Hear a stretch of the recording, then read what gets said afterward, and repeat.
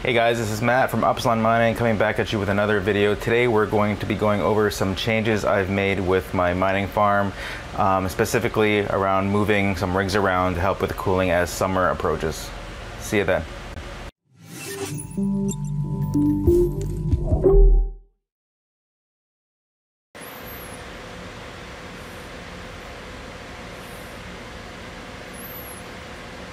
So hey guys, so here is actually a hanging rig. I moved from downstairs to upstairs. It's not the prettiest looking thing, but it's kind of like just a giant test rig, I guess. I use it to test some GPUs out, and I also keep it up here right next to this sliding door. There's a lot of fresh air coming in because this 3080 Founders Edition card will not cooperate. It just keeps thermal throttling like absolutely mad. I actually got a copper thermal plate on the way soon, so stay tuned for another video where I'm going to swap out the thermal pads with the copper plate and see if it makes a difference on this card. I really want to see how well that works. So what we're going to talk about today is, you guys like my keyboard? Temperatures. So specifically the temperatures we have down in the mining room, and also how I've managed to sort of mitigate the issue. So these temperature readings on this thermometer, which I got off Amazon, I'll link below, actually shows on the left there, from the left to the right, this is the incoming air temperature from upstairs. So this is the door upstairs, and we have air rushing down into the basement. It's around 34 degrees, and as it blows the hot air over top of the GPUs, we get to around 38 degrees. So let's just head down there and take a look real quickly and see what we got. I apologize if it looks a little messy. There's my giant box of GPUs. So here we go. So we got the thermostat here, and actually here's the sensor for that. 30, this one's reading 33.5. This is rounding up to 34 degrees. So it's 34 degrees here. We got the 12 GPU rig here of 1660 Ti's. As we move down here, we have these giant drum fans blowing on the 3080 and 3090 rigs right behind here. And it's actually keeping them quite cool. So I actually pull around 750 megahash on this 3090 rig, which is actually awesome. So as it blows the air over top the cards, it goes to the other side where the other temperature sensor is, and we have some suction pulling air out, and we got air being sucked in here as well into various locations to help bring colder air through. So why am I kind of going through all this? Well, down here last week when it was around the same degree temperature out, which is 17 degrees, which isn't that hot yet at all. We'll move over here where it's a little quieter. This intake temperature was reaching between around 42 degrees, which is so hot. It was sweltering down here, guys. You could walk down here and you felt the wall of hot air just like hitting my face. It was brutal. It was absolutely brutal. And I don't think it's gonna get that hot today. We'll see, but the temperature is supposed to hit around 27 degrees out there today. So we'll see if that even comes close to the 40. I don't think it will become that hot.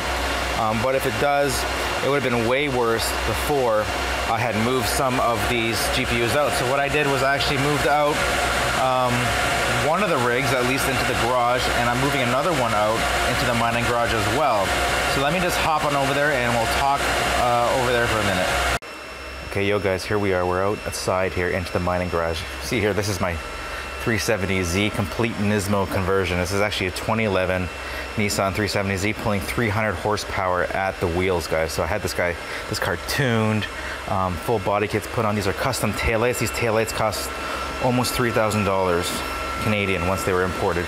Same with the front headlights were actually replaced as well. A lot of the parts are from Z1 Motorsports and Fly1 Motorsports. Full carbon fiber louvers and roof. Full carbon fiber conversion on the front for the hood and the fenders as well. And these are Gen 2 edition Nismo wheels. For all you Nismo and Nissan bros out there, just a quick shout out to you guys. So yeah, this was my other expensive hobby. This car has cost almost as much as the mining has, and it's not making any money back. And why would it, right? It's a car. So let's take a look here at what I did in the garage. So what we have here is, I actually have an electric car over there. That's a Nissan Leaf. But what we have here is we got a shelf that I recently put up. So right below my tire rack here. So I'm gonna put some fans, possibly to blow the air from this side, sorry, on the right side over, bring cold air in from the front. And I plan to leave this door kind of cracked and or add some sort of ventilation panels on the door itself. So that's gonna help bring some air, cold air in. And I might even just put a fan down there to blow hot air out, or even just leave it cracked so as the cold air blows through, it kind of goes underneath the floor and into the garage as well. Now I wanted to continue parking my car, and it's not a very large car, but it still does take up some room. So I wanted to mount the shelves a little higher up so I can still use the garage in a practical way as well. My camera's not focusing. There we go. What the heck? Okay, so there we go. So I put these shelves, mounted them up high. I got 2 rigs here that I moved into the garage here. This is a 6600 XT rig, and that is a 1660 Ti rig with one 1660 Super. And then I got 2 rigs up here running, so these are 10 cards, running Ethereum Classic. So there's actually a 6600 XT as well, and the rest are actually 570, RX 570, 4 gigabytes, all running Ethereum Classic. These are some of the cards I got in bulk. I overpaid for these freaking cards, but I think a lot of us did. But anyways, it's mining Ethereum Classic right now. It's making, man, I'm not sure, maybe all 9 cards or all 10 cards, maybe $6 a day, I want to say, like after electricity. So it's not great, but I mean, I had the cards and I put them up there. So whatever it is, what it is, right? So let me just switch back over here for a second. So right now I actually have, so I got 120 volt 15 amp here, and I got 120 15 amp here as well that are powering these circuits up here. And what I'm gonna do is actually I'm gonna take this wall meter, because I put a wall meter there just to see what these are, because I don't want to pull any more than 1500 watts out of that breaker, just for safety reasons, an 80% rule. I'm gonna add this guy to here to find out what these 2 are running, and I have another plan to bring at least 1 more rig out there next to this one on the shelving unit that I added there. The other thing I also wanted to add in, since I have an electric car, I do have this 240 volt outlet here. This is actually I think it might be a 40 amp, or I think it might be a 40 amp or 30 amp. I'm not sure, but that's to power the EV. It has to be at least 30 amp. But I'm thinking, since the car is not charging all the time, like once the car is done charging, and I don't drive a lot, I work from home, so I don't drive like a lot, I figure I can just manually power up a PDU in here, and I could probably bring out at least another rig over there, or even more, depending on how well I can get the air conditioned. So what, like, my strategy technically is, it's trying to split the thermal issues that I'm having in the basement with the garage. Considering this garage, no one's living in this garage. This garage has no HVAC. There's no need to cool. No one's really gonna care if it's hot in here in the summertime. So I'm trying to move as much into here that this garage can handle, and then maybe in the wintertime I can move some of these back into the house. Now the only other limitation that I have with this house, this property, is the power. Of course, the breaker panel can only handle so much power.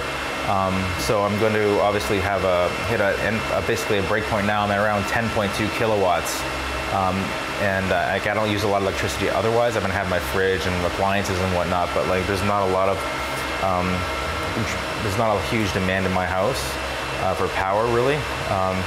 Just some mindful manipulation of knowing kind of what's being drawn on the house at any given time. I might get some sort of meter that goes right in the power, like right in the panel itself, that basically just shows the total like amperage and the total like draw that the house is pulling, so I can at least monitor that maybe with my phone. That would be really cool. I like to see that anyway, just for my own purposes. But yeah, guys, so I plan to definitely bring. Here's my compressor here. So I mean, the benefits, I can use the compressed air to kind of blow these guys out too. I mean, better than those little. I got a riser there. Just shit everywhere. Sorry, excuse my language. But yeah, it's just I got everything going on here. Like I have my car lifts in here, so I do oil changes in here. I did all my modifications on my cars in this garage as well. Like, don't you guys just love that hood? Full carbon fiber, baby. This is like hand-laid carbon fiber.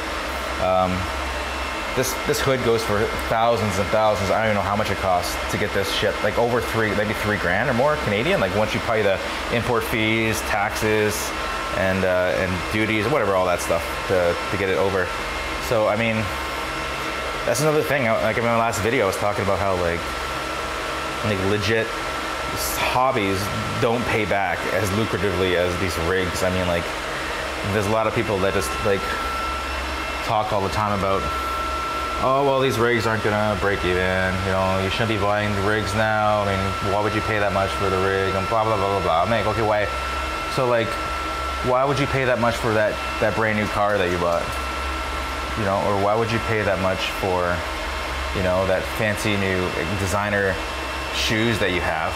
Like, really, was that necessary? I mean, I don't think that was necessary. But your designer shoes are not making you $1 a day, $2 a day. These rigs are. You got a better chance of making your money back with these than designer shoes. I mean, what else are you gonna spend your money on, right? So, you know, I don't know. I know this kind of turned into like a rambling video. I feel like Red Panda a little bit when it comes to the rambling. We just start getting on topics, but yeah, I got some of these Amazon fans. Like this is actually a really crappy fan. Like this is a piece of crap. Like it really, like the airflow that comes out of it is just like pathetic. I don't even know why it's on, to be quite frank. But I got a couple of these smaller fans that'll fit on the shelf that I hopefully can use to like kind of blow the cold air across this way. And that'll at least keep the air circulating this way. So yeah, that's pretty much it, guys. Oh yeah, so this, I want to put a PDU here, I'm thinking. So this 240 volt here, I got an adapter that'll plug into a L630P, L630R, sorry, it'll convert it into L630R where I can plug in the PDU. And I'm gonna probably be mounting a PDU maybe in the corner or on the wall here somewhere, and then I can like run, you know, more rigs, but just mindfully, right? And just like, when I gotta plug the car in and I need to go somewhere, obviously that's gonna take precedence. So I'm gonna, you know, plug the car in and turn the rig off and just, you know, go that way. Just kind of turn the PDU off. It'd be cool if there's some sort of switch that I can come up with where I just pull a lever or something and it switches between like the car and the rig. And then when the car is done charging, I'll just come out, unplug the charger and just turn the PDU back on. I mean, it's a little bit of manual labor, but like, what the hell, right? It's not a big deal. So anyways, guys, that's kind of like what my video is. I don't know if I'll be adding more into here. Possibly. I got a lot of just crap everywhere. I mean, it's springtime, so it's kind of time to like tidy up the garage, kind of make everything, get everything looking good. I mean, I had this heater in here before because I used to work in the winter in here, and I used to have this like heat in the garage. But like with these rigs, like you don't, I don't know why I would ever own a heater again, to be honest with you. Anyways, guys, I'm gonna keep this video as short as I can, and I'm going to sign off and say, keep on mining and have a great day. Make sure you subscribe to the channel. Make sure you smash that like button, and also make sure you click the notification bell. Comment below. What are your guys' plans for summer as it's coming up? The heat will be coming soon. So what are your plans to getting that heat away from your living area? Are you building a shed? Or do you have a garage you can move stuff into? Like, do you have an off-site location? I mean, I want to hear about it. I think everyone else wants to hear about it too. And I mean, what's your general consensus on, I mean, it's been beating the dead horse. I don't really want to hear about it, but I mean, if you want to comment about like how you feel about the merge coming up and all that stuff and whatnot, and all these doomsayers going around, like striking the fear. Like, I don't understand these guys. Like, why do you need to go around?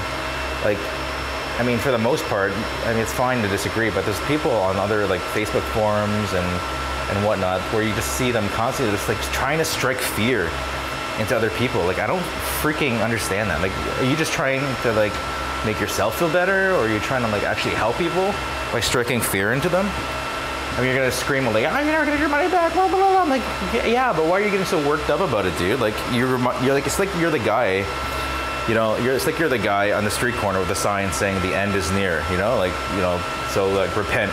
It's like, what the hell are you doing? Like, you're not helping anybody. You're just trying to strike fear into people. Why don't you just chill and see how it is? No one's a prophet. Like, no one's a prophet. No one has a crystal ball. If you have a crystal ball, let me know how much I could buy one and where. And if there's an affiliate link, I'll gladly use it as well. Anyways, guys, that's all I had to talk about today. Make sure you like, subscribe, and comment, and I will see you in the next one. Bye.